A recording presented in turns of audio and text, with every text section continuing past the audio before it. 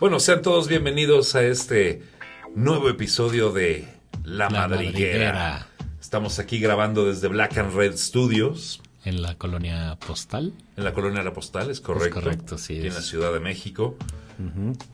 La música que escuchan es del Avant Jam, proyecto de unos loquillos ahí que les late experimentar y está bien chido, ¿no? Los fines de semana he escuchado. Sí, claro. Bueno, para los que no entienden el chiste, el super local, ambos pertenecemos a esa alineación de loquillos. De loquillos, es correcto. ¿No? Muy bien. La vez pasada, amigo. En el episodio anterior, nos quedamos como con un coitus interruptus, güey, ahí de cine, güey. Nos quedamos ahí salivando por lo que viene ahora. Es correcto. ¿No? La verdad es que sí se nos vino la noche.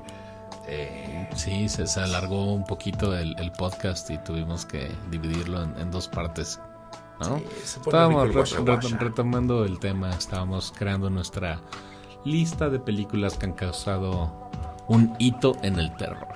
Correcto. Sí, las películas así como películas de terror para dummies, ¿no? Acá lo que las películas que uno debería de comenzar. Tu lista básica de películas de terror que tienes que ver.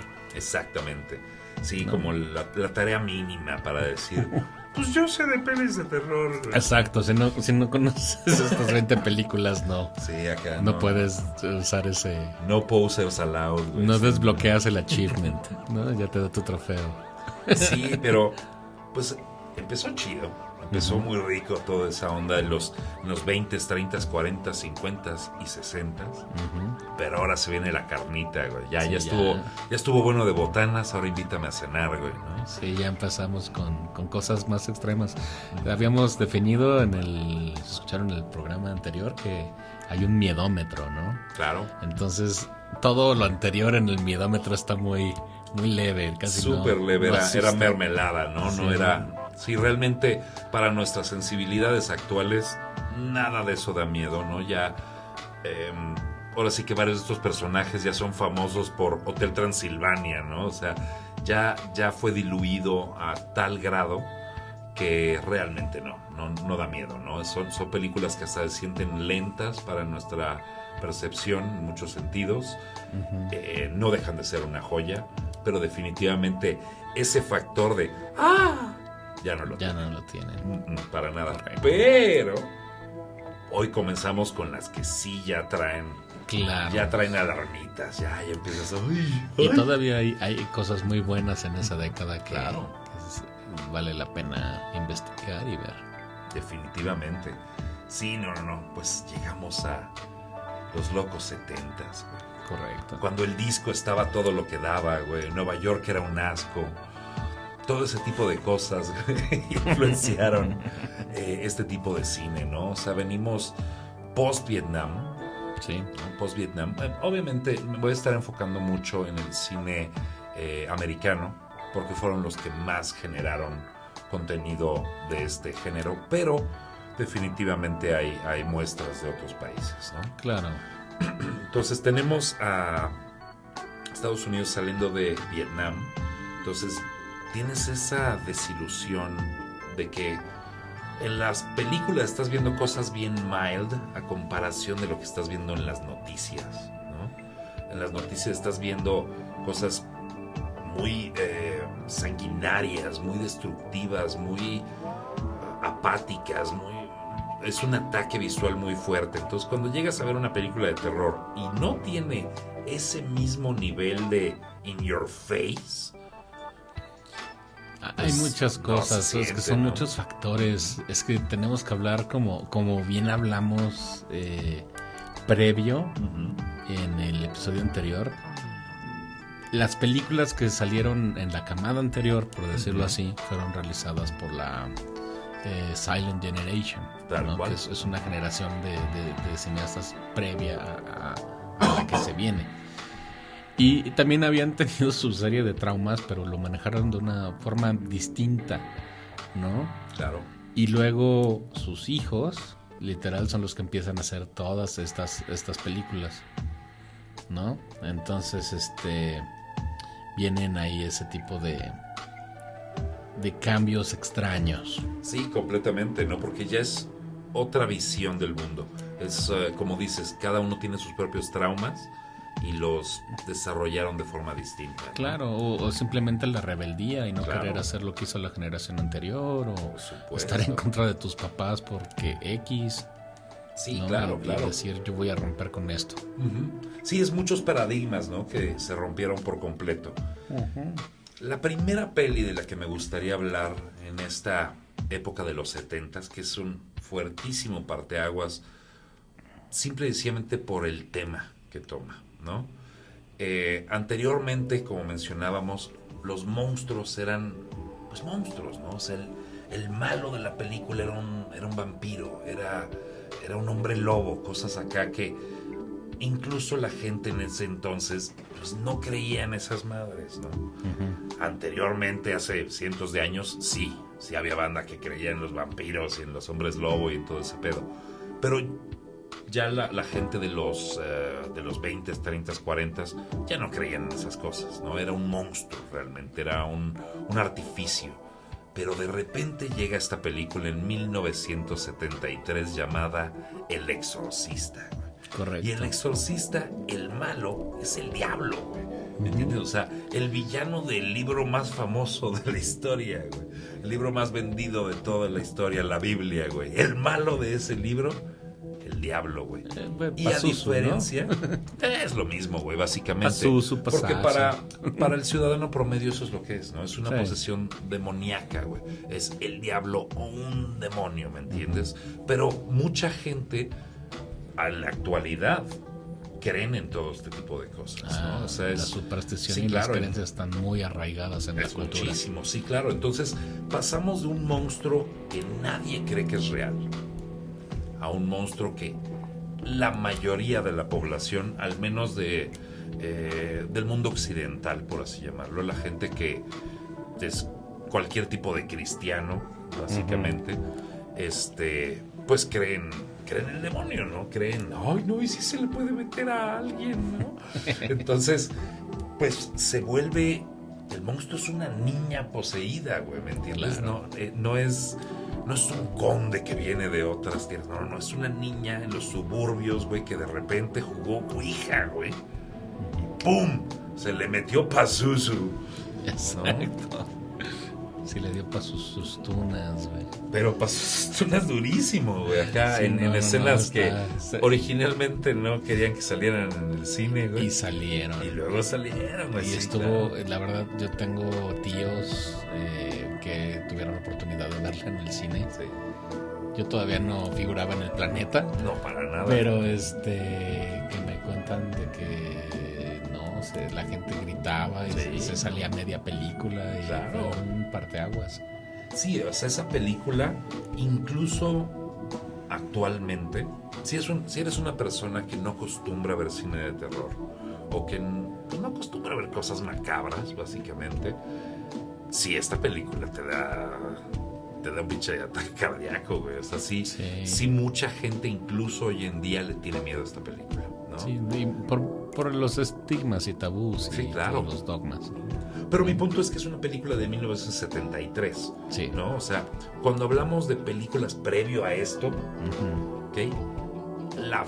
El miedo que se causaba en la época ya no se causa ahorita. Sí, exacto. Y esta tiene peso. Todavía la gente la primera vez que la ve dice, ¡ay, no, sí me dio miedo! Obviamente la gente que no acostumbra a ver cine de terror. Claro. ¿Por qué? Porque si ya viste películas demoníacas más recientes, pues sí está más leve, ¿no? Pero toda la atmósfera, todo ese bad juju que tenía la peli está fabulosísimo, ¿no? Y un par de años después, otro tipo de cine completamente diferente, ¿ok? Lo que llamamos el creature feature. Sí. ¿Okay? Un creature feature es cuando hay una criatura, un algo que está pues, matando a la gente. Ese algo puede ser un monstruo, pero normalmente es un animal.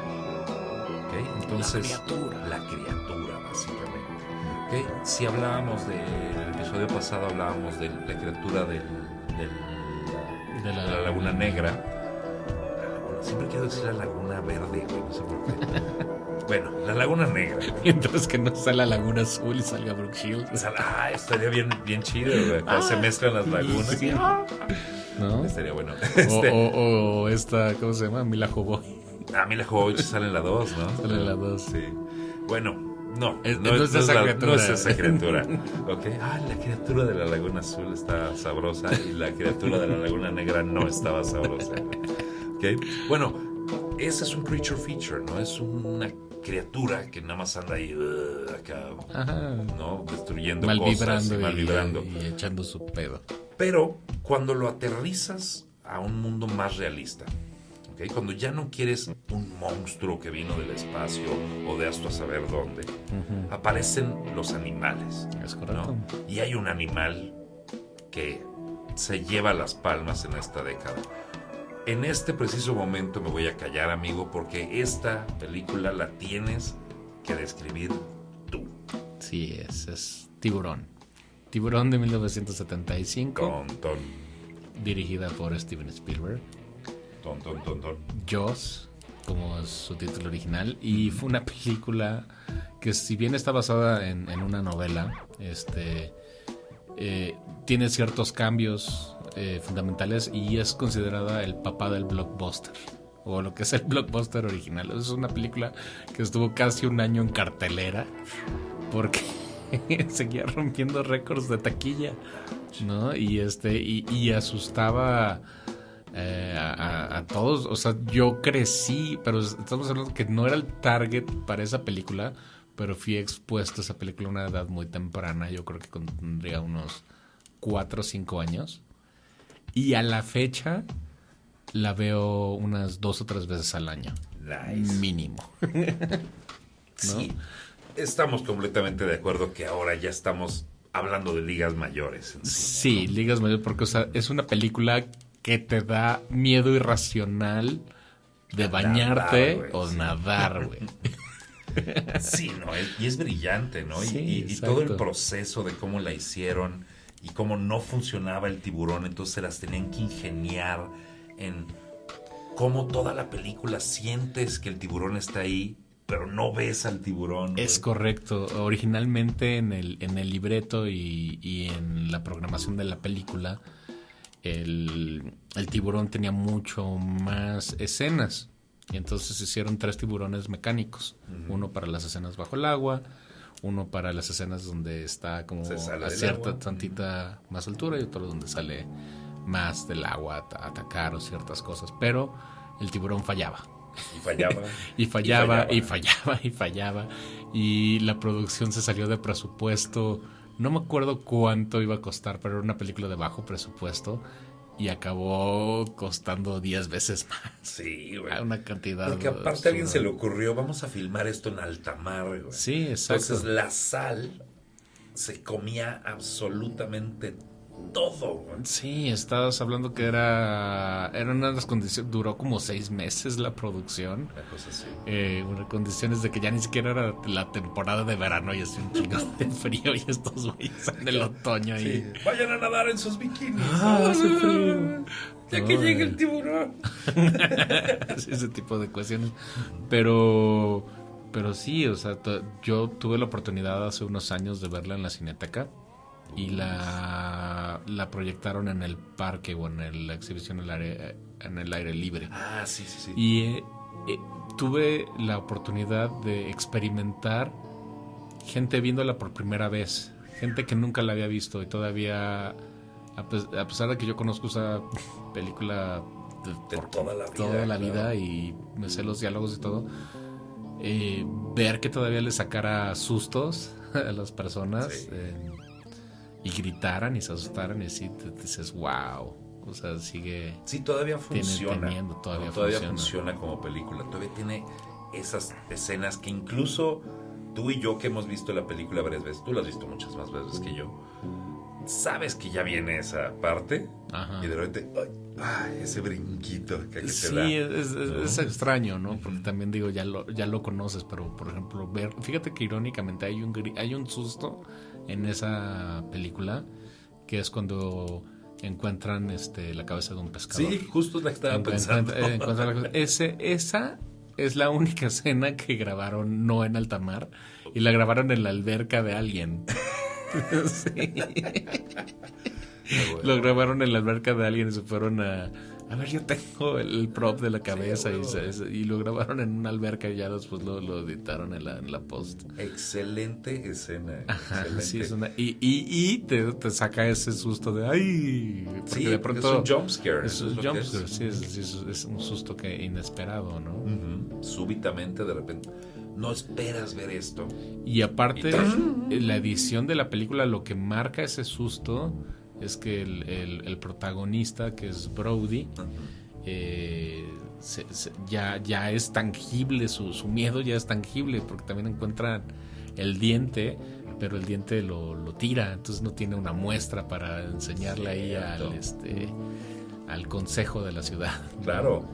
Aquellos que están impulsando ahí el malvado gobierno quiere tener ventas en el verano porque claro, eso vive el pueblo, entonces el malo es el gobierno, ¿no? Sí, que sí, van a aventar ahí al pueblo a la bestia, ¿no? Sí. El score es fabuloso. Es fabuloso. Es que tiene muchos elementos. Tiene un director chingón. Es Steven Spielberg. Tiene un compositor chingón. John Williams. Que en aquel entonces era Johnny. Sí, ni siquiera era John Williams. Johnny Williams. Dile a Johnny que haga el score. Sí, claro. Sí, porque también Spielberg no estaba como en la cima. Era como su segunda película y acababa de hacer otra película que era de un camión. Sí. Que irónicamente, sí, que ese camión tiene como un rugidito al final. Y ese rugidito se lo metieron al tiburón al final, güey, cuando explota. Nice. Sí, está súper chido. Pues sí, no, los 70s fueron otra cosa, güey, completamente, ¿no? En los 70s aparecen en 1973 El Exorcista, en el 75 aparece Tiburón, pero entre ambas aparece otro eslabón muy importante para el género slasher, ¿no? Que es la masacre de Texas. Sí, Texas Chainsaw Massacre, ¿no? Que básicamente te da dos tipos de géneros o subgéneros de terror que aparecen a partir de esa película. Una es los slashers, ¿no? Tienes acá a un asesino serial, por así llamarlo, ¿ok? Y en este caso es Leatherface, su máscara está hecha de piel humana y tiene una sierra eléctrica, ¿no? O sea, más icónico que eso está perro, ¿no? Entonces, a partir de eso aparecen otros después, ¿no? Voy a hablar ahorita de ellos. Pero el otro género que impulsa mucho es el género como de nunca frenes en la carretera, no sé cómo se llama este género, pero es en el no frenes en la carretera en un pueblo chico porque resulta que la familia son caníbales, ¿no? Y hay varias películas que tienen pues este arquetipo, por así llamarlo, o prototipo de historia, ¿no? Y es muy curioso porque es una sola película de cine independiente, ¿ok? Que generó un boom muy fuerte. Es esta de bajo presupuesto, pero ese bajo presupuesto hace que la peli se vea como si fuera un documental, ¿me entiendes? Se siente muy real, güey. Sí. Entonces, si tú la veías en los 70, o sea, esto no se ve pulido como Hollywood, güey.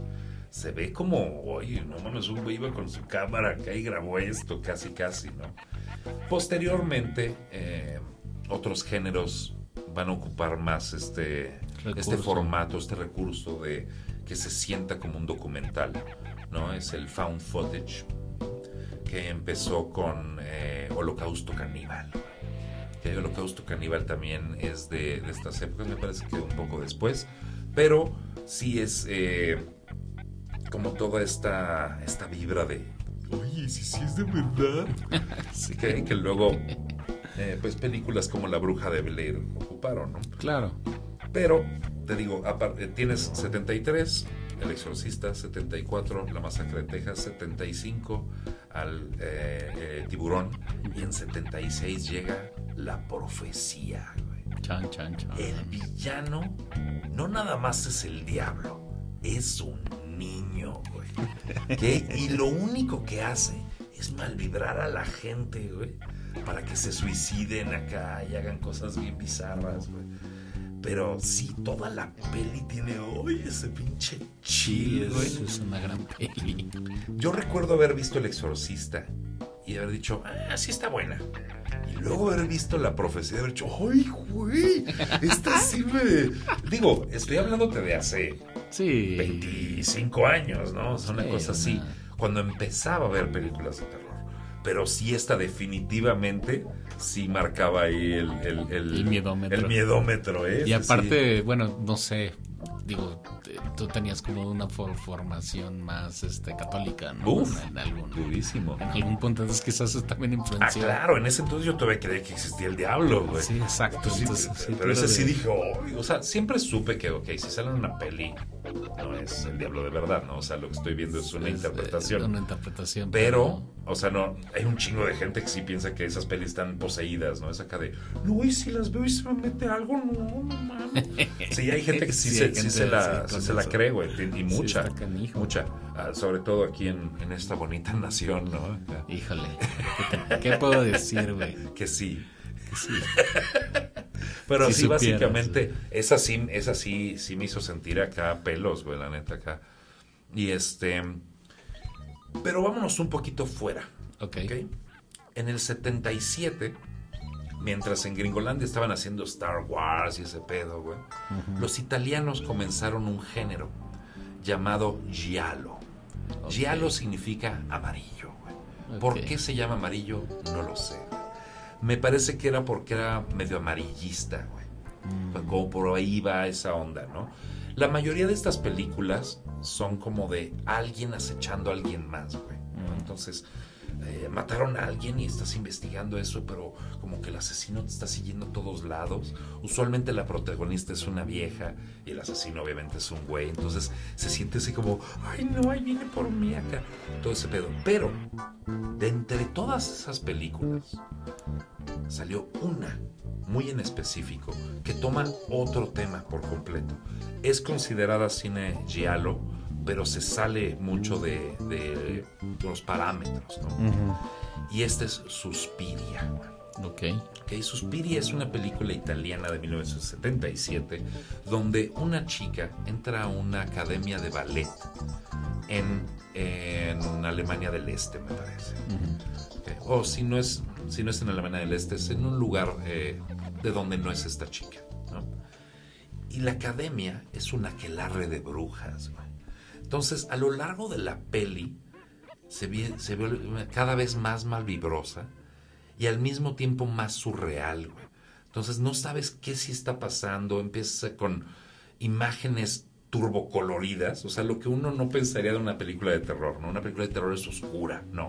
Esta es colores, un verguero de colores, güey, ¿no? Y cada una de las escenas tiene una saturación de color fuertísima en el vestuario, en la escenografía, en todo.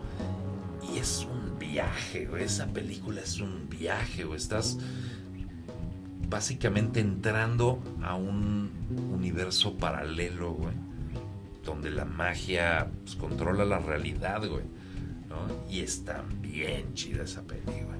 Entonces Suspiria, así hablando de cine internacional, la super rompió.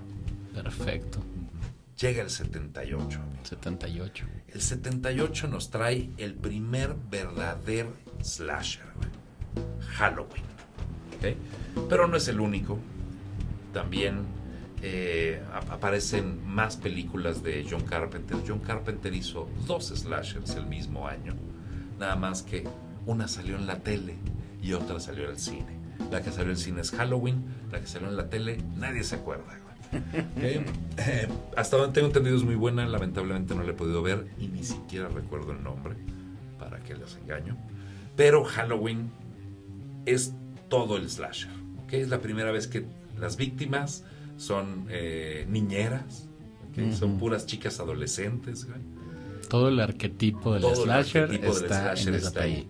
Tienes el asesino con una máscara icónica, Su arma icónica en este caso es un cuchillo de cocina gigantesco nada más, pero es donde empezamos a ver tomas hechas desde el punto de vista del asesino.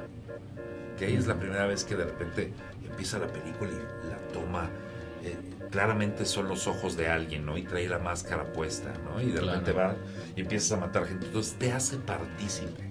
¿Sí? Tú es estás, el punto de vista. Exactamente, es el punto de vista. Y algo fascinante que tiene esta película, que muy poca gente sabe, es que es un tributo a Psicosis. Repito, Psicosis es un proto-slasher, este es el primer slasher, ¿ok? Pero todo está basado en eso y al mismo tiempo es otra historia, ¿ok? Pero la actriz, la primera víctima de Norman Bates en Psicosis, su hija, ella es Janet Leigh, su hija es la que sobrevive Halloween, que es esta, bueno, el personaje es, no recuerdo el nombre de la actriz, no. Bueno, ahorita me acuerdo del nombre de la actriz, pero básicamente es su hija, ¿ok? La actriz principal de Psicosis es mamá de la actriz principal de Halloween. El amante de la principal en Psicosis se llama Loomis, y el psicólogo de Michael Myers en Halloween es el Dr. Loomis. Ya recordé, el nombre es Jamie Lee Curtis. Jamie Lee claro. Curtis, sí, una disculpa ahí. Janet Leigh es la mamá, Jamie Lee Curtis la hija. Y entonces John Carpenter estaba intentando como, a ver, ¿qué tantos elementos de Psicosis puedo meter en mi película sin que sea Psicosis, sin que sea un remake o un refrito de esto, ¿no? Uh-huh. Y por lo mismo genera un género que está basado en Psicosis. Entonces por eso es que Psicosis se vuelve retroactivamente un proto-slasher. Correcto. ¿Sí? Va terminando la década de los 70s. En 1979 alguien dice, ¿cómo ven si hacemos Tiburón en el espacio? O Halloween en el espacio. Y aparece Alien. ¿Okay? Alien es la primera vez que tenemos una de estas historias de cine B hecha por absolutos genios, güey. Es una gran película. Es una excelente película. La cantidad de gente chingona trabajando en esa película, güey, es otro pedo, güey. Otro pedo por completo. No, el arte, el conceptual. El arte fue generado por Giger, ¿no? Uh-huh. Y Giger no era un tipo que hiciera efectos especiales o maquillaje. Lo que él era un artista plástico de Suiza, bizarro, y lo que le sigue. No. Su arte es considerado biomecánico, uh-huh, que básicamente mezcla elementos biológicos con cosas que se sienten mecánicas. Entonces, a la hora de que le dicen, diséñate un alien, en lugar de hacer un güey con cabezota verde y ojotes, dijo, voy a hacerlo como en forma de pene, güey. Porque la película, güey, según el guión, güey, es como una violación, güey. Y sí, efectivamente, la película tiene ese trasfondo, ¿no? Ese subconsciente, güey, que te deja atrás de que pues, todo se siente como una violación, güey. Entonces, el concepto del xenomorfo, el parásito, sí, claro, el face absolutamente todo. El hecho de que elementos te embarace, güey, y salga un pinche monstruo, güey, acá igualito al que te violó, güey, y sacas sí, claro. Fíjate, define todos los conceptos que crea y todas las franquicias que creó y todo lo que potencializó Alien, ¿no? Y es algo que está cimentado ya en el colectivo. Ahorita está saliendo una serie de Alien, ¿no? Precisamente. Sí, tal cual. Sí, es una franquicia que sigue activa. Dando, exacto. Sigue activa, no se ha reboteado, ¿no? O sea, sigue... No, porque se están dando precuelas, intercuelas, sí. todo. Pero sigue siendo el mismo universo. Sí, estamos ahí vigentes en Alien. Sí. Vamos a ver qué tal. A ver qué tal la serie. Pero básicamente, esa es mi mi tesis, amigo, de por qué los 70s estuvieron tan turbo pasado de lanzas. Sí, o sea, y los 80s no se quedan atrás. No, los 80s es cuando aprendemos de los 70s, de esta hermosa gama de películas. Lo potencializamos. Todos hagan una versión de esto, güey. Entonces, por mera cantidad, güey, aparecieron unas joyas bien chingonas, güey, porque eventualmente tienes que reinventar la rueda. Sí. ¿No? O sea, ¿cuántas veces puedes hacer la misma película antes de que se te ocurra? ¿Qué tal si el asesino vive en los sueños? No, ya exactamente, güey. Otra película en mi lista. Por supuesto que sí. Por favor, platícanos ahora un poco más de los 80s. Yo ya me agarré el micrófono en los 70s. Cuéntame más de los 80s. Yo considero que tú estás muchísimo más empapado en lo que es el cine de los 80s que yo. Puede ser.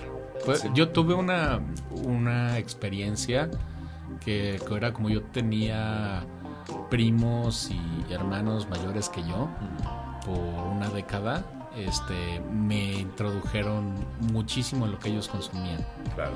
Y era lo que estaba en boga. O sea, aunque no fuera yo no tuve como esa, ¿cómo decirlo?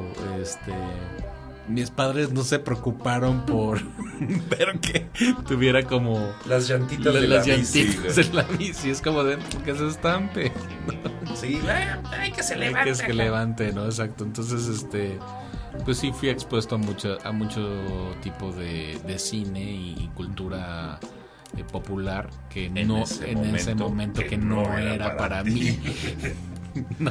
Sí, porque por ejemplo yo soy el hermano mayor en mi casa, ¿no? Entonces, y mis primos con los que convivía son de mi misma edad. Entonces, siempre veíamos como contenido apropiado para nuestra edad, digamos. Ese es el concepto. Yo no veía contenido apropiado para sí, tú no, güey. Nunca. Sí, yo una vez que llegué a la pubertad ya me valió madre y ahí sí ya empecé. Fue acá de, ya tengo 12, voy a ver Naranja Mecánica, ¿no? Y cosas así. pero cuando era niño, ¿no? Cuando era niño sí estaba en mi burbujita acá. Sí, bien cuidado en tu burbuja. Pues sí, claro. Digamos de que fíjate que es extraño, porque sí, a pesar de que conocemos las películas o las hemos visto, a veces no las hemos visto. Uh-huh. Y ese es el caso por una película que está en mi lista, que vi recientemente y que es una película que tenía que estar en mi lista, que es del 80, ¿no? Exactamente. Que es The Shining. Completamente de acuerdo, amigo. Y curiosamente es una película que yo no vi hasta hace poco. Y que para mi sorpresa es una película tan grande que ha permeado muchos medios y se ha hablado de ella en muchas cosas. Por lo tal, cuando la vi por primera vez era como si ya lo hubiera visto. Claro, porque ya hay tantas referencias que ya conoces la película.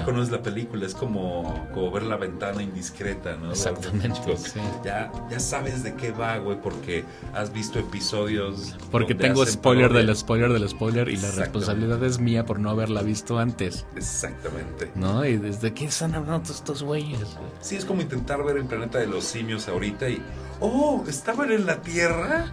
Sí, güey, sí, está en la portada, está güey. En la portada.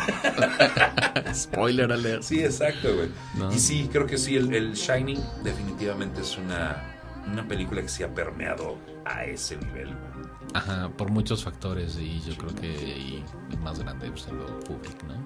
Sí, es que aparte es el combo, güey, ¿no? O sea, tienes Kubrick, Nicholson, King. Sí. No, o sea, sí es así como... ¡oh! Sí, pero... ¿Han escuchado hablar de Stephen King? Sí. ¿Y de Jack Nicholson? Sí. Y de Stanley Kubrick también. Chéquense esta peli, güey. Sí, no, esta es la peli, güey. Sí, es una peli muy grande que está ahí en la lista. Y de ahí, bueno, no en orden cronológico, pero hay una cantidad obscena de cosas que salieron en los 80s que está turbo pasado de verga, ¿no? Sí, mira, por ejemplo, slashers. Mencióname unos cuantos slashers. Unos cuantos slashers. Tienes los que ya mencionamos de Halloween y Viernes 13. Sí, exacto. Sí, porque Halloween siguió haciendo películas, claro. Sí. Viernes 13, ese no lo habíamos mencionado. Con Jason Voorhees. Y vienen o sea, se vuelve ese villano que es así, el asesino, ¿no? O simplemente Elm Street, ¿no? Que es Pesadilla en Freddy Krueger. O Chucky, güey. Sí, claro, es cuando se empiezan a poner creativos y dicen, ahora el asesino es. Exacto, pero sigue siendo el asesino. Es alguien que está matando en serie personas y no sabes por qué, ¿no? Sí, lo que es que la fórmula es ideal, güey. O sea, la fórmula es: no sabes nada, vas siguiendo unos personajes, te empiezas a encariñar con ellos, aparece un güey que está en lo oculto, al principio nadie sabe que está ahí, de repente mata a uno, ay, ¿dónde está Charlie? ¿Quién sabe, güey? Y poco a poco va creciendo y creciendo y creciendo hasta el punto en el que terminas con, normalmente, el concepto de Final Girl, ¿no? El concepto del Final Girl, que usualmente es una chica. Seguro debe de haber versiones en las que es algún morro, pero sí, hay como una tendencia en que la última víctima, por así llamarlo, se salva y es una chica, ¿no? Y esto comenzó desde Jamie Lee Curtis, ¿no? Sí, desde Halloween, ¿no? Pero sí tienes este concepto, ¿no? Entonces, sí, el slasher, pero sí hay varias películas, porque aparte, o sea, ahí pasaba de que, ya pegó, bueno, ahora ya voy a sacar mi versión sin presupuesto, sí, ¿no? Exacto. Hagan más, exacto. Y es madre. Otra gran película de ochentera o cosas así, o cosas que tengo ahí, es como Evil Dead. Toda la franquicia de Evil Dead, que se vuelve... Es la misma película como 3-4 veces. Básicamente. Pero no tantas, pero sí. Es que está 3 veces. Sí, hay 4, tienes razón. Discúlpenme, sí. Como bien mencionaba, el que sabe. Exactamente. Sí, porque Sam Raimi tenía su grupo de amigos y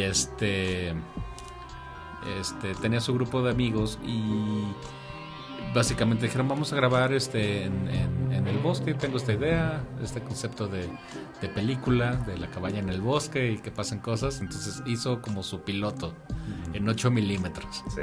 Y luego, bueno, que era un corto, básicamente. Sí, era básicamente un corto, pero es el pre-Evil Dead. Y luego sacó Evil Dead y lo volvió a grabar, ¿no? Así tal cual su idea original. Y luego sacó Evil Dead 2, que es exactamente lo mismo, es un reboot de su película original. Y luego ya viene Army of Darkness, que esa sí es otra. Esa ya es secuela directa de Evil Dead. De Evil Dead 2. De Evil básicamente. Dead 2. Así como termina Evil Dead 2. Así, el final de Evil Dead 2 ya es el principio de Army of Darkness. Y es como una terror comedia. Sí. No por el tipo de cosas. Sí, estás viendo una película de terror, pero tienes como ese tipo de elementos que te la hacen chuscos, ¿no? Chuscos o divertido o que lo hacen rewatchable, ¿no? O sea, te dan esa calidad de volverla a ver una y otra vez. Lo llamaban Splatstick, ¿okay? Que es una mezcla entre el slapstick, que es el humor de pastelazo, ¿okay? Y el splat es acá como el salpicón de sangre, ¿no? Básicamente. Sí, entonces era el Splatstick.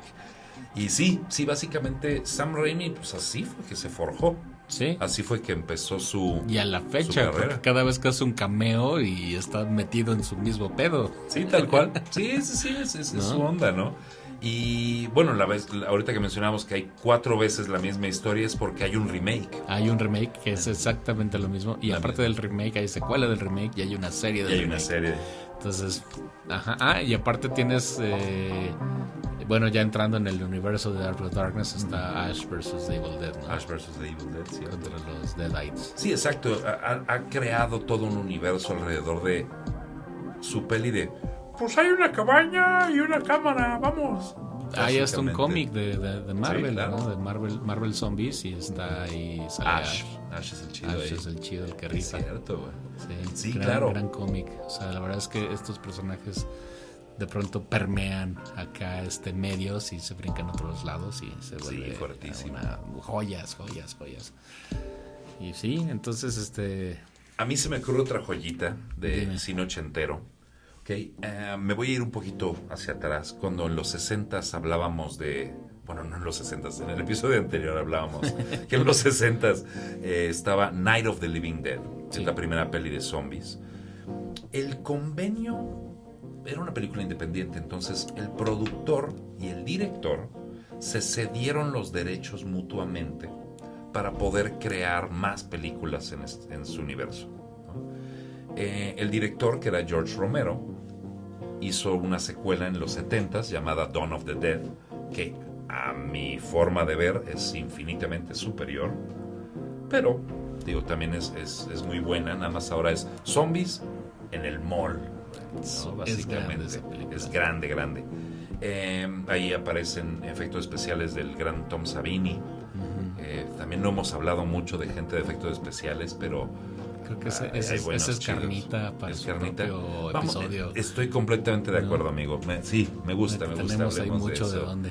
Después. Y sí, sigamos. Es que los 80s, la punta del iceberg, hay varias pelis. De hecho, todavía yo creo que el 25% de mi lista quizás son 80s. Muy probablemente. Porque son Pero bueno, a lo que quería llegar con estas series de Night of the Living Dead y Dawn of the Dead, es que en 1985, tanto el director, George Romero, como el productor, cuyo nombre no recuerdo, decidieron hacer una secuela.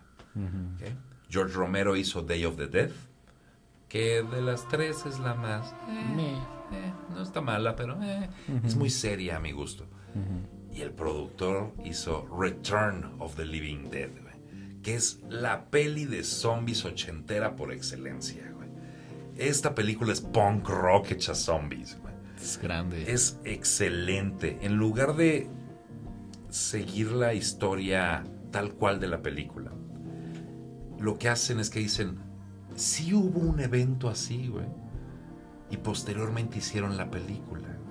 Entonces está diciendo que la película es la versión ficción de lo que realmente sucedió, ¿no? Y lo que realmente sucedió es que hubo un experimento en el que el gobierno había revivido a los muertos, pero pues decidieron congelarlos, y en esta versión se descongelan y regresan. ¡Wow! ¡Qué película!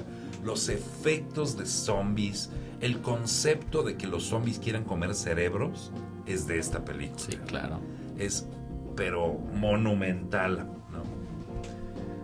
¿Qué otra peli ochentera nos podrías mencionar, amigo? Tengo varias. Tengo Poltergeist.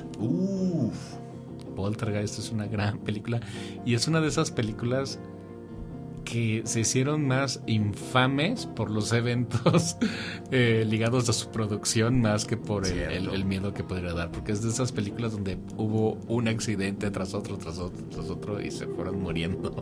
Sí, empezaron a morirse el elenco, la gente que trabajaba ahí. Y la gente que trabajaba ahí se empezó a morir. Y es en la 1, me parece, que usaron cuerpos de verdad. Usaron esqueletos verdaderos y no les dijeron al elenco, y de pronto y esos gritos, pues, imagínate, de pronto hay un cadáver junto a ti en el agua. Flota. ¿Qué pedo?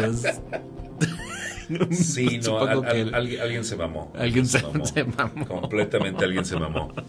Y curiosamente esa película es producida por Steven Spielberg y dirigida por Tobe Hooper. Entonces, los que nos trajeron Jaws y The Texas Chainsaw Massacre. Pero al mismo tiempo es una película muy diferente a ambas. Es una película que es otro género por completo, ¿no? Que es la casa embrujada o la casa poseída, güey, por así llamarlo. Y es otro gran género que tiene sus propios tropes súper arraigados. Este género sacó más películas, o comenzó en los 50s. En los 50s comenzó. Había protoversiones de esto anteriores, pero nunca estaba realmente poseída la casa, ¿me entiendes? Era como en Scooby-Doo. Realmente era el jardinero moviendo las cortinas.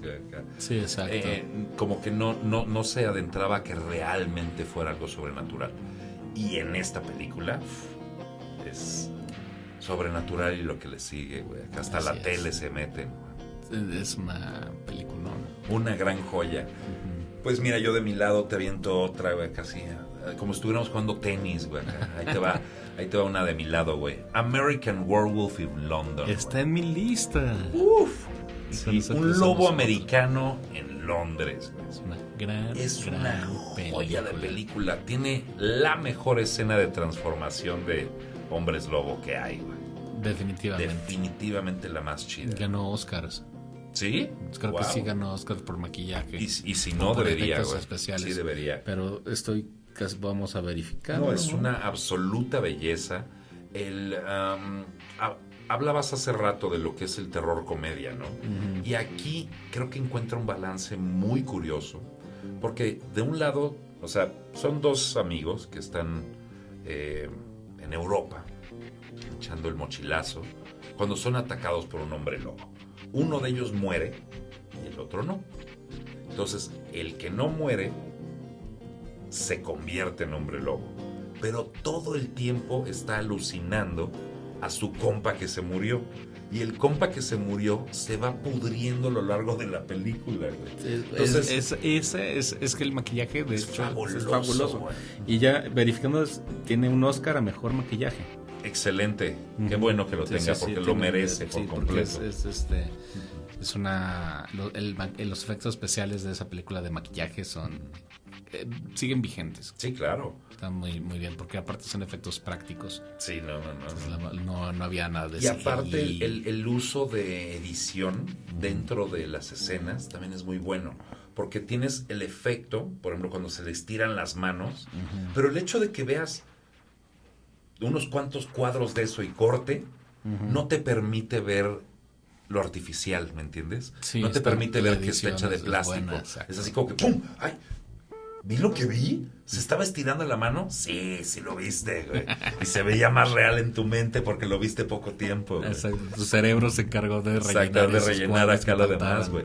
Entonces, ese tipo de efectos prácticos, efectos de maquillaje y el uso tanto de la edición como de diferentes tomas, siempre ha sido un fuerte que tiene el terror, ¿no? Y en ninguna década ha generado la cantidad obscena de géneros y subgéneros y versiones de películas de terror como en los 80. Sí, no, la verdad es que sí, son titanes, ¿no? Pero titanes chonchos. Te tengo un revés. Déjate venir, hijo. The Thing también está en mi lista, güey. La cosa del otro mundo. La cosa del otro mundo, güey. Esa es una belleza de película que me complace mucho decirle a todo el mundo, que lo sepa el mundo, güey. La vi contigo la primera vez, güey. La vimos en el autocinema. Nos fuimos al autocinema. Y fue de esas veces de que, volviendo al tema, ¿no? Era yo fui expuesto a ese tipo de películas y tú no. Yo no, güey. Y entonces era, por favor, permíteme, güey. Vamos a verla, güey. Y sí. No, qué película, güey. Qué película. Nunca la he visto, yo sí la estoy viendo.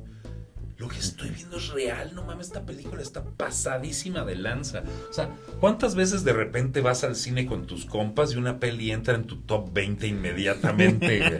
Así como que esto es fundamental para mí desde ahora, güey. A partir de este momento, parte de mí está en esta película. Esta película es una gran película. Es un película, véanla, los que no la conocen. Y eso me permite pasar a una tangente que quería entrar. Porque los 80s fueron una gran década para los remakes de películas de terror. ¿Ok? Tienes películas de terror muy específicamente de los 50s que fueron revisitadas en los 80s y superadas, pero astronómicamente, porque volvemos a lo mismo, era cine de tipo B. Tenía bajos presupuestos, no era tan bien respetado, toda esa cosa. Quizás tenían un concepto chido, pero no lo podía dar más. Claro, o sea, pero si lo que tienes para hacer efectos especiales es un traje de gorila y papel celofán, güey, pues va a estar más perro que lo convenzas. Pero ya una vez que tomas ese concepto y lo avientas a ver, chavos, ¿qué pueden hacer con animatrónicos, güey? Y efectos especiales. Y con efectos especiales acá. Sí, porque 80s, para que sepan, The Thing es un remake. Es un remake. La versión original se llamaba The Thing from Another World. Es de 1951. A su vez está basada en una novela de los 30, me parece, que se llama Who Goes There. Entonces, en la película original son soldados que están en Alaska y encuentran un alien congelado en el hielo. Cuando se descongela, el alien es como una planta, o sea, bueno, es un humanoide, obviamente, pero sus células son de planta, ¿no? Entonces, esa es como la onda, ¿no? Es acá el brócoli asesino, por así llamarlo, ¿no? No tan chuscamente, ¿no? Pero ese es el concepto. Y cuando John Carpenter, el director de Halloween, le ofrecen, oye, ¿y si te haces un remake de The Thing? John Carpenter amaba esa película. De hecho, si ves Halloween, los niños están viendo la tele y están viendo The Thing from Another World, ¿no? Entonces era sabido que era una de sus películas favoritas. Entonces decía, no, yo no quiero rehacer esa peli me raya, como que no. Le dijeron, no, sí, lo puedes basar más en la novela. ¿Quién soy yo para Exacto, ¿quién soy yo para...? Sí, exacto. Y de pronto le dieron por su lado y toma. Y le dijeron, no, pero chécalo. Entonces, el güey leyó la novela. Y la novela es mucho más paranoica que la película de los 50, ¿no? Entonces, cuando él dice, no, pues sí tengo algo que decir con esta peli. La criatura de The Thing es la cosa más rifada del mundo, güey. Hay un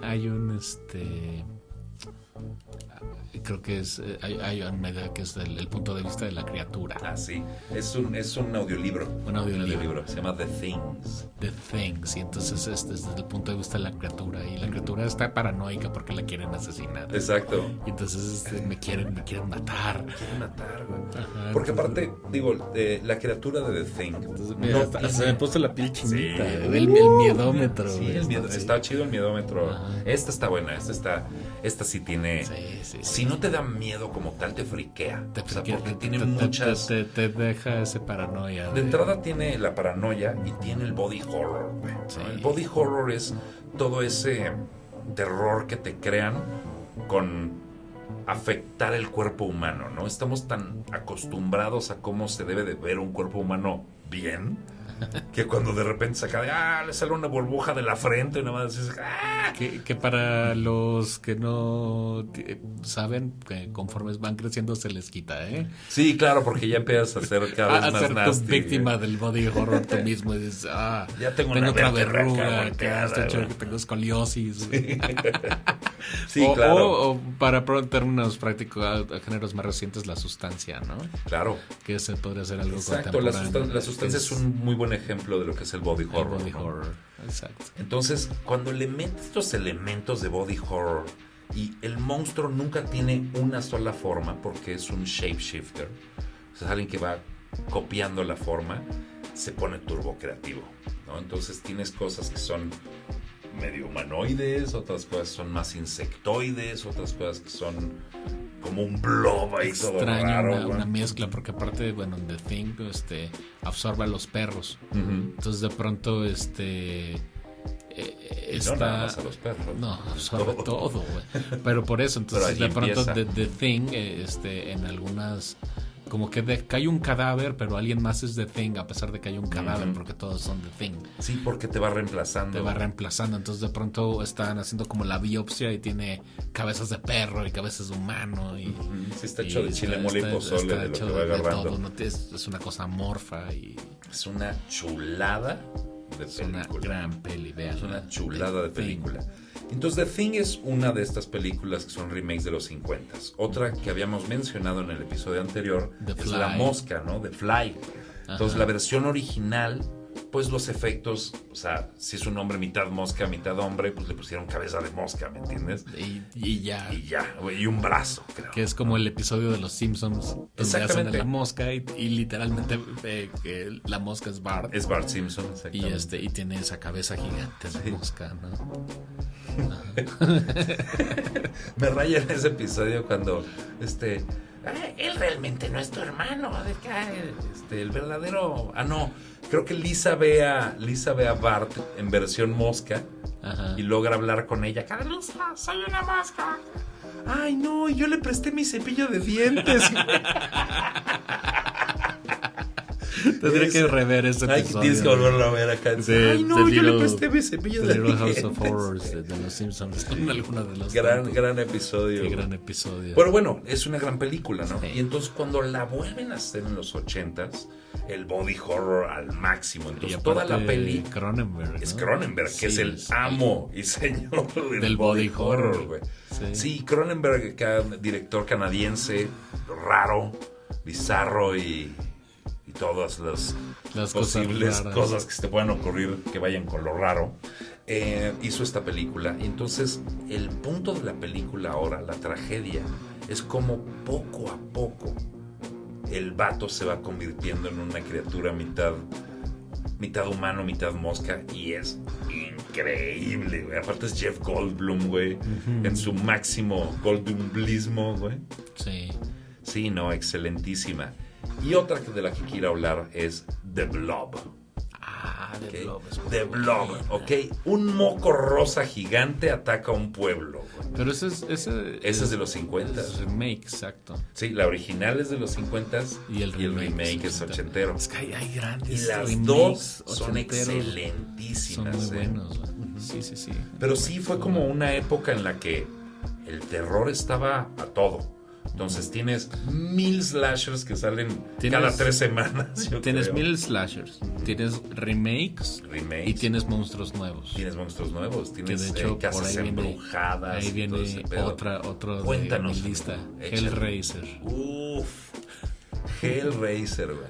Hellraiser, otro gran concepto de terror. Sí, completamente otra onda, güey, porque tiene ciertos aspectos del terror cósmico, porque es otra dimensión, pero aparte tiene el body horror y tiene la tortura y tiene 1001 cosas twisted y lo que le sigue. Exacto. Y la primera creo que es una peli muy humilde y de bajo presupuesto que se colocó y ya también le hicieron Era un libro. Era un libro. Y el mismo vato que escribió el libro hizo la peli, la dirigió.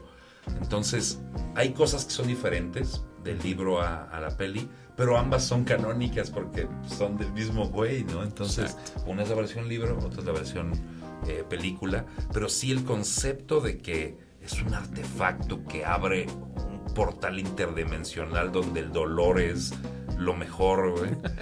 No mames, tell me your pleasure. No mames, es un peliculón. Película, sí. Y es el creador es británico. Es Clive Barker se llama. Clive Barker. Gran gran peli, güey. Gran peli. ¿Tienes más acá de los 80s, amigo? De lo que quieras hablar. Creo que estoy llegando ya casi al final de mi lista, amigo. Chan. Ya me quedan 2 entradas en mi lista. ¿Y son ochenteras? No, ya son más modernas. Muy bien. Pues bueno, entonces, ¿qué te parece si brincamos un pasito nada más, güey? A los 90s. Ok, los 90s empezaron fuerte. Porque por ese gran auge que tuvo el cine de terror de los 80s, como que se hizo más paladeable para la gente, ¿me entiendes? Más, tenía un cierto prestigio mayor. Como que en los 80s, por más que eran películas chonchas, chidas, todavía era como lowbrow, era así como que... o sea, ¿te gustan esas pelis? Porque yo veo puras cosas acá de la Cineteca, ¿no? Y entonces, era esa onda, pero... Ya en los 90s empiezan los estudios a decir, a ver, ¿cómo ves si hacemos una peli acá con cast de actores chonchos acá? Y pero que vaya por esa onda. Y fíjate que aquí también ya estamos pasando por otro cambio de generación, porque ahora estas son hechas por Xers. Sí, claro. ¿No? Sí, exactamente. La generación anterior todavía había boomers, ¿no? Y aquí ya tenemos... Ya empiezan los Xers, completamente de acuerdo. ¿No? Sí, completamente. Y es muy curioso como el lado un poco más serio que tomaron ciertas películas de de terror, al mismo tiempo que seguimos con secuelas y secuelas de las películas ochenteras y setenteras. ¿Okay? Ahora sí que es una... es el ganso de los huevos de oro, ¿no? Entonces sí, no dejan de hacer esas cosas, pero empiezan a aparecer estas películas un poco más prestigiosas, güey. ¿Sí? Pues yo digo, sí, no, también hay muchas cosas, ya me brinco una que acabo de agregar a mi lista, nomás por la década. Flatliners, claro. Ajá. Flatliners, sí, exacto. Es como ese cine un poco más... ¿cómo explicarlo, güey? Menos palomero, güey, si gustas. Con un poco más adulto, un poco más de criterio. Y gran peli, ¿no? Hay un remake. Hay un remake. Exacto. Porque, qué curioso, ¿no? Fíjate que cuando los 80 se hicieron sus remakes, les quedaron bien chidos. La rompieron. Y quisieron hacer lo mismo de las que eran ochenteras. Y no les llegan... Es que velo así, o sea, si tú agarras un tronco, ¿no? El tronco en sí mismo funciona, es bueno. Y de ahí puedes tallar algo como un bat de béisbol, güey.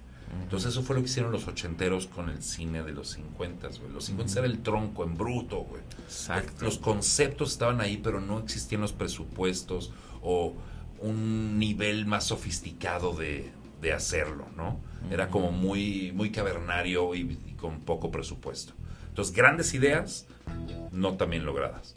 Entonces, ya una vez que toman ese tronco y hacen un bat de béisbol, güey, ya son esas ideas perfectamente pulidas, llevadas a ese nivel que requerían originalmente, pero que no habían logrado. Entonces, cuando tomas esas mismas películas de los 80s, que ya es el cine ya bien logrado, y las intentas volver a recrear, ¿qué vas a hacer? Pues ponerle mejores efectos, entre comillas, güey. Porque mejores efectos es más fotorrealistas. Órale, te la compro. Pero se vuelve ya un festival de CGI, ¿no? Entonces pierde esa tactibilidad que tenía el cine ochentero, ¿no? Ese tacto que te daba el ver cómo le sale el pelo al hombre lobo, ¿no? Hay cosas, yo creo que todo tiene su lente y su tiempo y su lugar, ¿no? Entonces, quizás para otro episodio hablaríamos de remakes. Sí, podría ser. ¿No? Yo digo que para el siguiente episodio nos empecemos desde los 2000s. Entonces me gustaría primero cerrar acá con un poco de los 90s. Los 90s. Cerrar? Ya. No. O sea, ¿90s? Esta siguiente etapa vamos a hablar de. A lo que voy es de que si se amerita una. Claro, un tercer episodio. Un tercer episodio. Sí, claro. Bueno. Sí, claro. Esto hay mucho. Ok. Pero bueno, los 90s tenemos a una película que es de las pocas películas que han obtenido lo que en los Óscares son los Big Six o los Big Five, perdóname, que obtiene mejor actor, mejor actriz, mejor guión, mejor director y mejor película. Claro. Y este es El silencio de los inocentes. Uf. ¿Okay? Ahora, para muchos puede ser que El silencio de los inocentes cuadre más como en Criminal Minds, güey, que en el cine de terror. Pero realmente es cine de terror, es un asesino es como visto desde un lente un poco más real, es una especie de slasher más realista, más aterrizado, ¿no? Un slasher más real, más concreto, más real. Sí, claro, entonces igual y no un güey llega con una sierra eléctrica y parte a alguien a la mitad y explota sangre en todos lados, ¿no?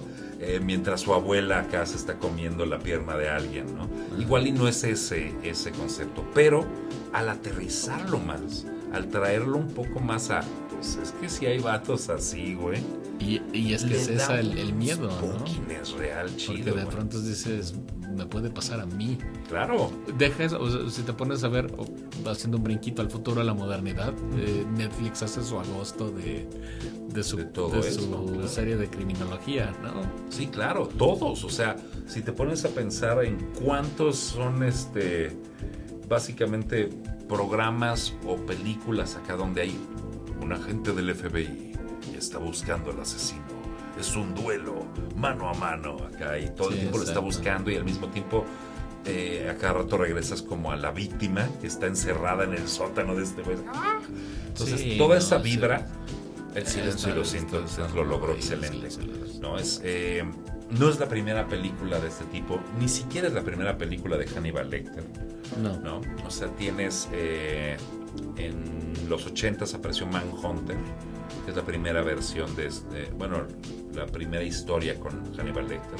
Esta era en teoría una secuela, pero rebasó tanto su secuela, tanto en el tipo de película como en la fama que obtuvo y los galardones, ¿no? Que nadie sabe que El silencio de los inocentes realmente es la 2, ¿no? Así como nadie sabe que son las El bueno, el malo y novelas el feo es la 3. de Thomas Harris, ¿no? Porque sacó su serie Sí. de libros y entonces también tienes el Red Dragon y tienes todos estos libros Sí, son de terror psicológico. El dragón rojo, El silencio de los inocentes, Hannibal y Hannibal Rising, que es como el origen. El dragón rojo ha sido adaptado 2 veces. La primera vez es esta que les digo, Manhunter, y la segunda fue ya como El dragón rojo, con Anthony Hopkins y con Edward Norton. Obviamente dijeron, oye, ¿podemos hacer más de esas pelis? Claro, jefe. ¿No? Y entonces Todo lo que deje dinero sí, se claro. puede. Oye, pero esta se supone que es antes del silencio. No, maquillamos a Anthony Hopkins, no hay pedo, güey. Y la verdad es que funciona, ¿eh? Sí. O sea, ya si las ves una tras otra, sí se ve más joven en la otra, obviamente. Sí, claro. Pero se ve lo suficientemente igual, güey, para funcionar. Y sí, excelentísima Silencio de los Inocentes. Porque justo en los 90s, justo como habían caído tanto en los tropes ochenteros, empieza la reinvención de muchos de los géneros, ¿no? En el slasher, pues te aparece algo como Scream, ¿no? Que es un slasher, pero está haciendo metacomentario sobre los otros slashers, ¿no? Exacto. Entonces es como ese, soy más listo de lo que parecía. ¿Sabes? Se empiezan a chupar el mismo pito ellos solos, ¿no? Cada de que, mi película es la misma mamada, pero mejor, güey. Y curiosamente Scream es hecha por el mismo que hace Nightmare on Elm Street, Wes Craven. Entonces, como que reinventó el género slasher 2 veces, pero seguía siendo slasher, ¿no? Entonces esos arquetipos que van apareciendo y esas cuestiones que se repiten y se repiten y se repiten son la trama de Scream, ¿no? Entonces eso estuvo muy chido. Esa fue como una buena idea, la verdad fue una buena idea, como de reinventarlo, de darle una inyección nueva. Pero nadie, absolutamente nadie se esperaba lo que iba a pasar a finales de 90s, que es cuando Japón controlaba el terror, ¿no? La era del J-horror, güey. Wow, güey. Con cuestiones así como la siguiente película en mi lista, El Aro. Ringu. ¿No? Y tienes El Aro, The Grudge, Shutter. Aparte sí se da este fenómeno donde se hicieron remakes de estas películas japonesas para el mercado americano, ¿no? Entonces salía Ringu 3 años después, The Ring, ¿no? Cosas así. Grudge. Y 3 años después, The Grudge, ¿no? No tengo idea cómo se llama The Grudge en japonés, ¿no? Pero sí, básicamente. No así. Sí, seguro no. Sí, seguro que no. Grudge. Pero sí, básicamente eso fue lo que empezó a pasar, ¿no? Porque cuando hablamos de remakes antes, eran remakes de otras películas americanas, pero hechas antes, ¿no? O sea, 20, 30, 40 años antes. Pero ahora son películas nuevas, que salieron hace 2 años, 3 años, pero a los gringos no les gustan los subtítulos, güey. Pues hagámosla en inglés, güey, ¿no? Entonces las empezaban a rehacer y la verdad es que varias salieron buenas, güey. Es que ahí, digo, si tienes la receta, lo único que estás cambiando es el mercado. Entonces estás haciendo lo mismo, pero para un mercado específico. Y aparte es un mercado que tiene esta permeabilidad a otros, porque es un mercado que exporta. Claro. Entonces le va a llegar a todos. Sí, claro, Hollywood llega a todos lados. Llega de regreso a Japón otra vez. Claro. No, ahí te va otra vez, Nani. Sí. Y hay varias. Y incluso empezaron a traer películas. Es como el efecto de Godzilla, ¿no? También. Claro. O sea, es lo mismo. O sea, Godzilla es un monstruo japonés con películas japonesas y a la par existe el Godzilla de Hollywood. Claro. Sí, claro. Actualmente ambos países están sacando películas de Godzilla, ¿no? Y está bien chido ver el quién vive que se dan ahí acá de, a ver, acá le echamos más varo, sí, pero acá tenemos honor, güey, ¿no? Entonces les quedan acá muy chingonas también, güey, o sea, porque aparte es un concepto de ellos, güey. No es la versión hecha Hollywood. Es que es como el sushi con aguacate. Exactamente, güey. Sí, tal cual, güey, ¿no? O sea, una cosa es comida italiana y otra cosa es la pizza hawaiana. Sí, así. ¿No? O sea, sí, claro, una ya pasó a otro público, a otro paladar, güey, a otra forma de ver el mundo, ¿no? Y lo chido es que pues empezaron a aparecer películas no nada más de Japón, sino de otras partes, primordialmente de Asia, ¿okay? Películas tailandesas, películas chinas, coreanas, que los gringos estaban acá de, un momento, aquí a nadie se le está ocurriendo, aquí puro Scream, güey, y allá están haciendo cosas bien chidas, ¿no? Entonces empezaron a rehacerlas. Hay una película que a mí en su momento que la vi sí me salió así como ese ¿no? Que es la de Están entre nosotros. Están entre nosotros. Es muy buena. Sí, esa es muy es buena. muy buena, ¿no? ¿Es filipina? Creo que sí. No, es tailandesa. Tailandesa, sí. Shutter. Sí, que se cae y la tiene acá y en también, los hombros. Sí, de pronto es... Sí, esa sí está. Que no la haya visto, el concepto es de que los fantasmas se le quedan pegados a ciertos individuos y cuando les duele la espalda y esos que traen al espíritu, que traen a alguien encima. Alguien encima colgado. Uy, sí, no, es así. Sí se sienten pelos chinos. Sí, yo también ya te puse pelo chinito, ya te dije. Entonces, obviamente está en el asustómetro, miedómetro, horrorómetro. Ya dame. Esta sí ya se siente acá. Ya es como un habanero, dices, ay. Ya dices, ay, sí se sienten el Anastasio, güey, la neta. Igual que el habanero, güey, acá. Sí, güey, sí es el equivalente de pescarte del toallero, güey, la neta. Esta. Sí, güey, es muy buen cine. Obviamente nosotros, bueno, tú empezaste a ver películas más violentas desde antes, pero no necesariamente el terror era como lo principal que veías cuando eras más chico, pero esto nos tocó en la adolescencia, ¿no? Sí, esto definitivamente fuimos al cine a ver estas pelis. Sí, totalmente. Yo creo que más bien yo estuve expuesto, pero estaba consumiendo lo que había en ese entonces. Es algo curioso, que es como algo que para los que no sepan, George y yo hablamos de un concepto que se llamamos el éter, ¿no? Entonces, cada vez que alguna media, contenido, película, libro, cómic, lo que sea, existe en la realidad y sale, automáticamente está en el éter, ¿no? Entonces, ¿cómo accedemos a él? Pues estando en comunión con el éter, ¿no? Tal cual. Dígase, estar dispuestos a ver y escuchar y que te lleguen, ¿no? De alguna forma. Entonces a mí me llegaron películas que estaban en el éter en ese momento. Sí, pero digamos, el contacto que ya, o al menos es mi percepción, que ya nosotros teníamos, de nosotros ir al cine y ver una peli de terror, fue esta época la que nos tocó. Estamos hablando de finales de 90, principios de 2000. Sí, fuimos a ver durante los 2000, pues fuimos al cine muchas veces a ver. De veces. Sí. Y si no, veíamos nuestras pelis de catálogo, ¿no? También, claro. ¿No has visto The Thing? Sí, claro.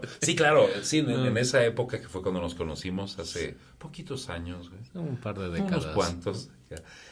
Pues sí, efectivamente fue cuando empezó acá el cross-pollinization, ¿no? Sí, exacto. Chécate esta peli, chécate esto, acá. Ajá. Y sí, cosas que tú traías en tu catálogo, que yo tenía en mi catálogo, ¿no? Y nos íbamos recomendando, ¿no? Sí. Y por cierto, me estaba brincando una parte muy importante de los 90s, amigo. Okay, hablando de lo que son tanto remakes como el cine ya como de un poco más elevado de clase, por así llamarlo. Porque en los 90s a Francis Ford Coppola, el director de El Padrino, de Apocalypse Now, se le ocurrió, voy a hacer mi versión de Drácula. Es correcto. ¿no? Porque dice, ya estoy harto de que esté a Drácula contra Billy the Kid y Blácula y toda esa onda. Entonces dijo, no, quiero hacer la novela, ¿no? Entonces hizo una producción muy artística, muy, o sea, tanto el varo que se le metió, güey. Vestuario. Me quedé sin audio. Yo sí te escucho. ¿Sí tú me escuchas? Yo sí te escucho. Ok, bueno. Sí, o sea, tanto lo que era la producción de la película era a un nivel chingón, a un nivel acá de película de época, película con todas las de la ley, ¿no? Básicamente le echaban todo chido. Y aparte, el aspecto creativo, ¿no? El hecho de que haya decidido hacer los efectos especiales de la película con puros efectos, ¿okay? Que se pudieran haber creado. Prácticos. Sí, por ejemplo, hay una escena. No nada más prácticos de principio del siglo XX. Exacto, porque hay una escena al principio, ¿no? Que es cuando está el tren y está el libro. Ajá.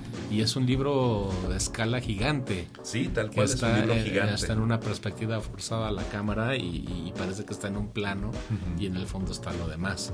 Y la intención ahí era que el humo del tren cayera sobre el libro, ¿no? Que tú pudieras ver el libro y el trenecito y tú acá ves arriba, esa escena y tú, digo, si tú lo ves, igual no le das importancia, pero ahí es cuando brinca el arte, ¿no? Sí, claro. De cómo es que se ve tan bien. Sí, y es claro. Porque es una maquetota, güey. Tal cual, ¿no? O por ejemplo, las primeras escenas, cuando Drácula apenas se va a convertir en Drácula, cuando todavía es Vlad el Emperador, y está peleando contra los turcos. Todo eso está hecho con sombras, güey. Sí. O sea, es el tipo de teatro de marionetas chinas. Sí. Que entonces todos son puras sombritas atrás y Gary Oldman al frente, ¿no? Entonces no topas hasta que estás analizando y dices, un momento, esos no son personas, son acá muñequitos de acá moviéndose. Pero no lo notas porque es la realización, es el storytelling, claro. El pacing y es una película extremadamente bien lograda. Súper bien lograda. Bien lograda que... A tal nivel que decidieron hacer otra, ¿no? Y hicieron, esta película se llamaba Bram Stoker's Drácula. Y entonces alguien dijo, ¿y si hacemos Frankenstein? Y entonces hicieron Mary Shelley's Frankenstein.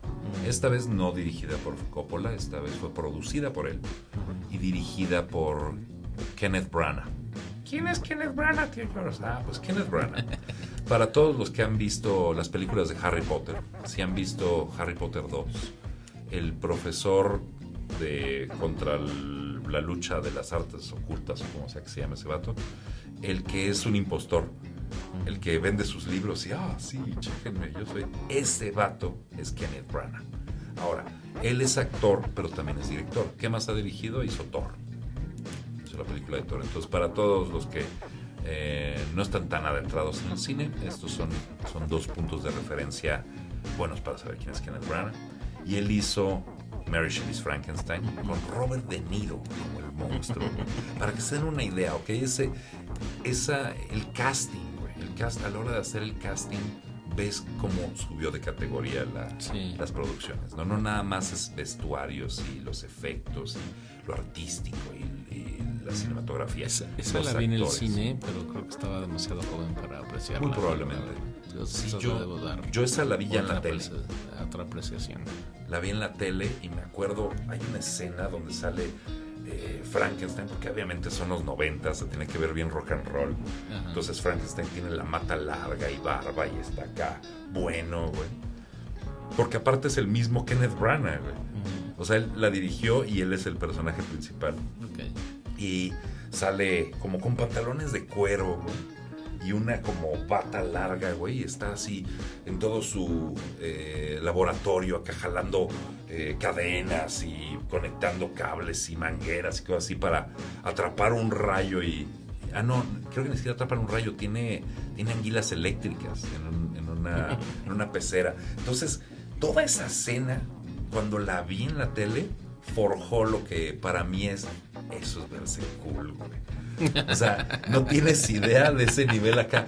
Cada vez que digo, no, me quiero ver cool, me quiero ver así de cool, güey. Tienes que volver a ver esa película. Sí, le voy a dar un rewatch. Con ese ojo, güey. Claro. Estas culas Fox, según yo, güey. El tío George. El tío George quiere ser el Dr. cool, Frankenstein de los 90s. Sí, no, o sea, la barba, la mata acá, todo. Que dije, ese güey se ve cool, güey. A huevo. Está chido, güey. Y no nada más esas dos películas.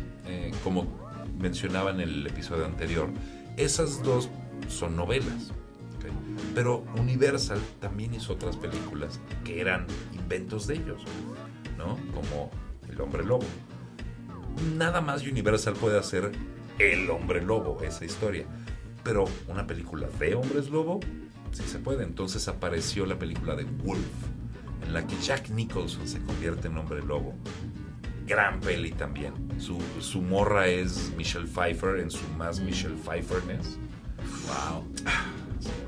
Qué cosas. Qué cosas tiene la vida, güey. Entonces aparecen esas y entonces es cuando porque todas estas películas no son de Universal. Son los monstruos conocidos como los monstruos de Universal, pero no son de ese estudio. Y Universal se pone acá de un momento, nos estamos quedando acá en la pendeja mientras estos güeyes están ganando $200, güey. Ajá. Y entonces es que se les ocurre rehacer La Momia, sí, con Brendan Fraser. Curiosamente, no es una película de terror, ¿okay? Ni remotamente. Se siente más como una película de Indiana Jones. Es más, sí, como una película de acción, ¿no? Exactamente. Pero de acción y aventura acá. Sí, curioso, porque ¿qué venía haciendo Brendan Fraser antes de eso? Airheads y... Sí, claro, sí, era puras películas cómicas acá. Dopey, ¿no? O sea, sí, nada. Exacto. Pero alguien dijo, sí, ese güey está chido para héroe de acción, que lo catapulta, ¿no? Esa película lo catapultó durísimo. Ya después de eso hizo George de la Selva y ya hizo otras cosas, ¿no? Y después se pudrió horrible. Después se pudrió horroroso. Hizo La Ballena. Una ballena, güey. Sí.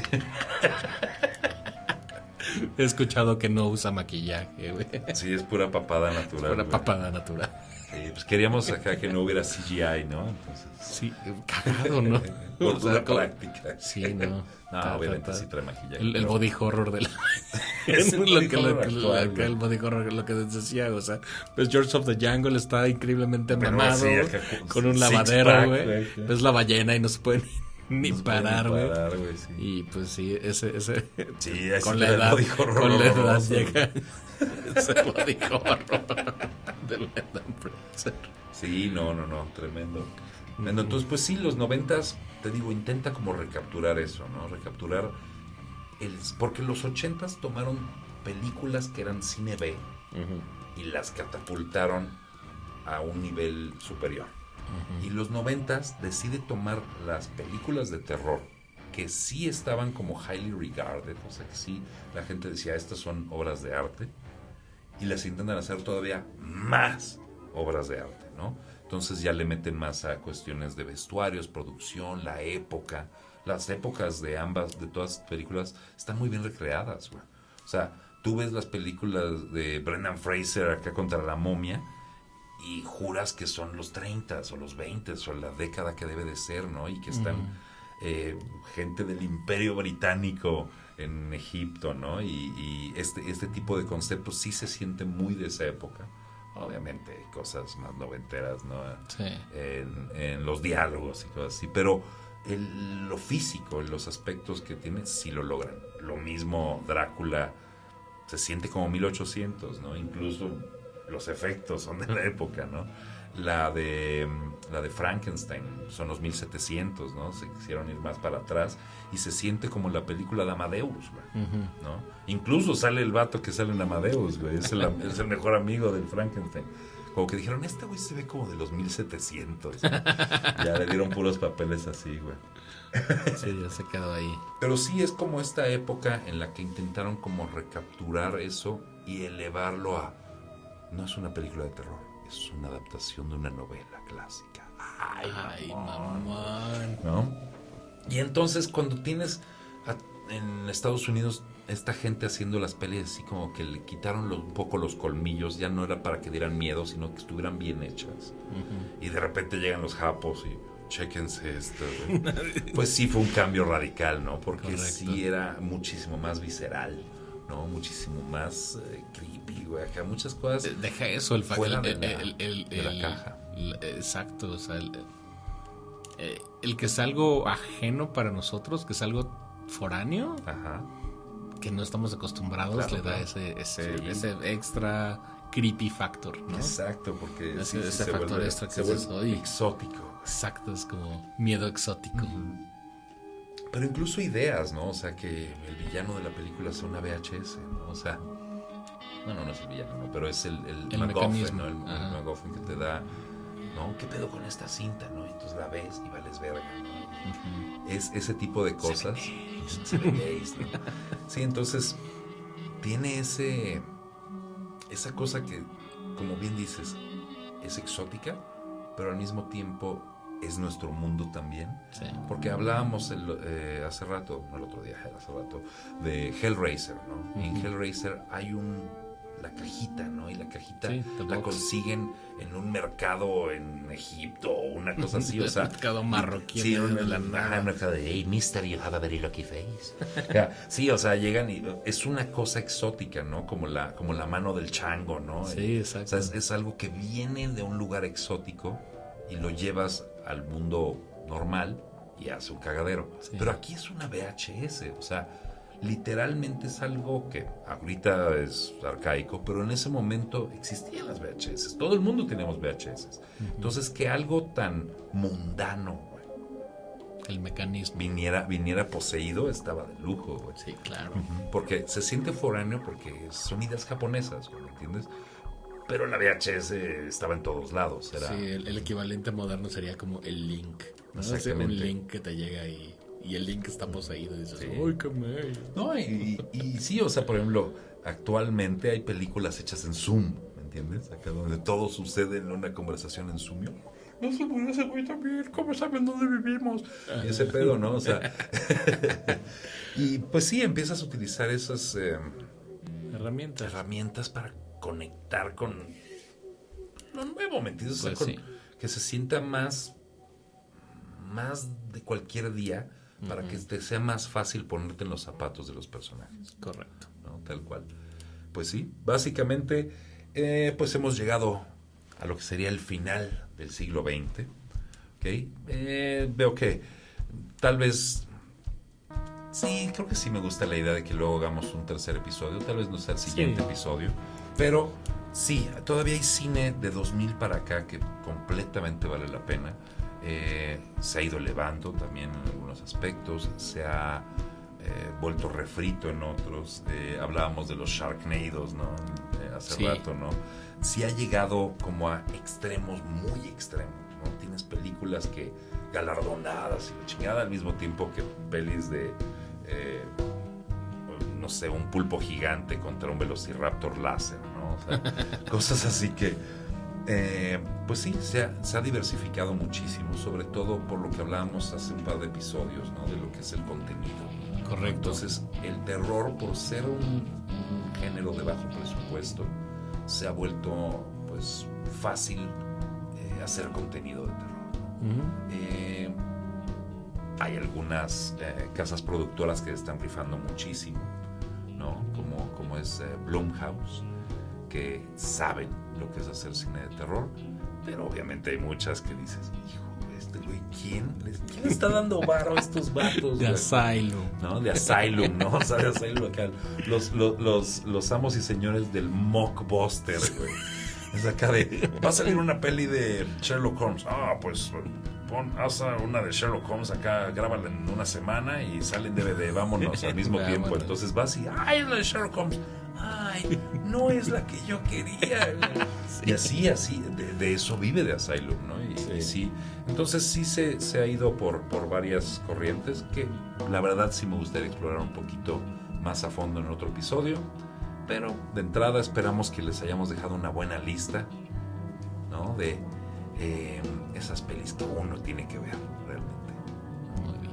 ¿Hay alguna película que se haya salido de estas décadas de las que hablamos que está en tu lista? No menciones el nombre, nada más dime si sí o si no. No. No, ok.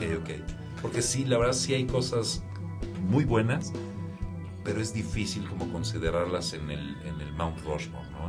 Es decir, estas son definitivamente pelis que debes de conocer para la historia del cine de terror. Pues claro, todavía no son históricas, ¿no? Así es. Apenas las que salieron en el 2000 apenas se volvieron clásicos, como Los Coches, porque tienen 25 años, ¿no?